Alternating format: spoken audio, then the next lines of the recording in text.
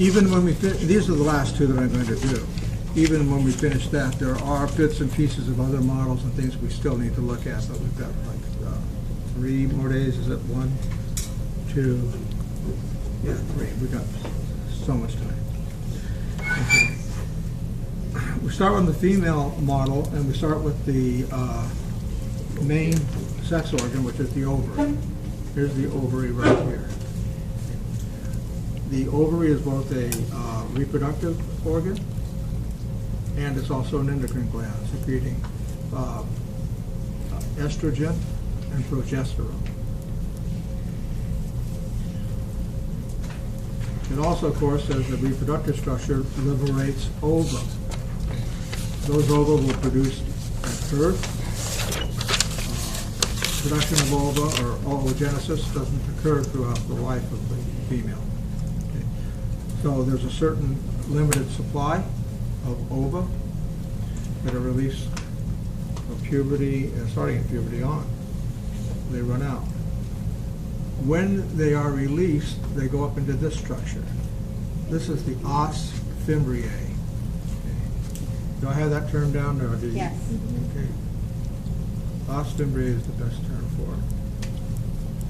It's also called the infundibulum, but os fimbriae is good. The os fimbriae is there to catch the ovum when it comes out. Well, how can it miss? Because there's a space between the ovary and the os fimbriae. And occasionally, the os fimbriae try as much as it can with cilia on the inside, trying to pull everything towards itself. Occasionally, an ovum will slip out.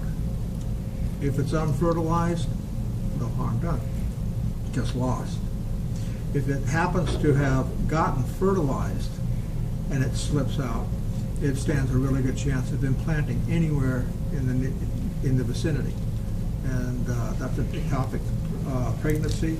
Usually it has to be terminated, or you end up with at least 1 or 2 deaths on your hands. You have to wonder, back in the 1700s, 1800s, before they even knew what was wrong, you know, a woman could go full term and then can't deliver.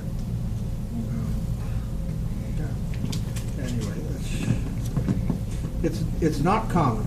It's not common, but you see it on television every other week, don't you? Okay, this has several names, this structure. Oviduct is probably the best one, but fallopian tube is very common. In a cat, it might be called the horn of the uterus, but we're not looking at the cat tonight, so if I have horn of the uterus there, put it in parentheses until we get a cat out. Fertilization usually takes place, if it's going to take place, when the ovum is about halfway from its start to the uterus. In other words, halfway through the fallopian or tube or the oviduct. That's the normal spot. Then it moves into this structure, which is the uterus. The uterus is the place or the site of gestation, where the embryo develops.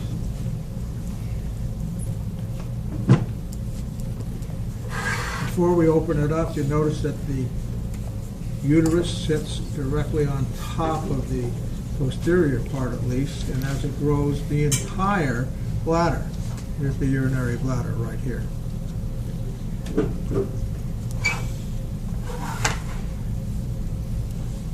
the class I had, this one woman joined. We go hiking every other week. Mount San Jacinto, Cuamaca Peak before it burned. Other places, Palomar. She told me right off the bat she was pregnant. I didn't notice it at the time, but I said, "You're going to do this class? You know, you're going to be okay with it? You know, your doctor okay with it?" And all this other stuff. I try to dissuade her. You know, that's all I need is childbirth on the trail. You know. So she did well. She walked well.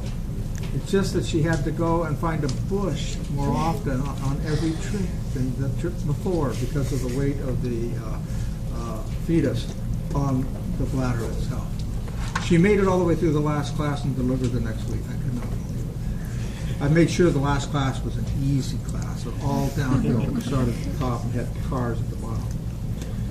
Okay, taking it apart, the uterus wall contracts, sometimes violently during childbirth. The uterine wall, and check and see if this is on there. The middle portion, the thickest portion, is called the myometrium. I don't know if I have that. No, it's not. How do you spell it? myometrium, myometrium. That's all smooth muscle, and it contracts to expel the fetus.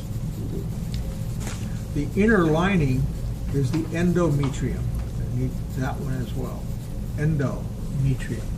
The endometrium is nutritive lining, actually, if there's fertilized zygote or embryo that's implanted. If there is no implantation, no fertilization that month, then it's lost and would be replaced the next month. Okay. The uterus has rugae at its distal end. Distal end is towards the outside. So I want you to mark down that it has rugae. Uterus has rugae. The cervix is often easier to see on this side of the model because this side has this pinhole that gets in the way. I'm just looking for something to point with the stick. There we go. Here's the cervix, right here. The cervix is primarily hyaline cartilage.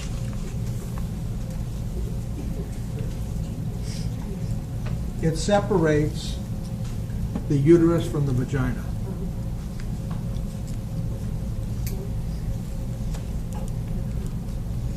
The vagina also has rugae.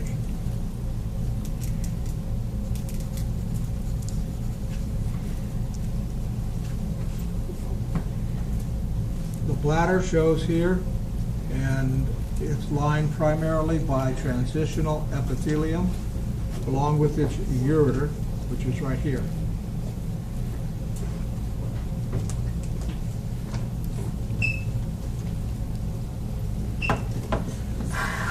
I did ask this over and over, and so let me see if I can get it cleared. Did I say ureter? Urethra. Yeah, you should have corrected me quickly. Urethra. This is the urethra, and it's lined by transitional epithelium. Here's urethra. Now we'll look back at this model. Here's the urethra, here's the vagina, here's the urinary system, here's the exit for or entrance tube for the reproductive system. This area in here between these labial folds is called the urogenital sinus. Urogenital sinus.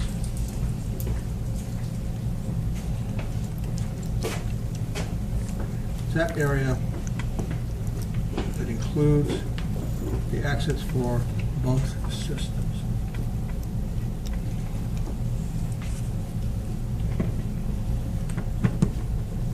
Okay, that can go.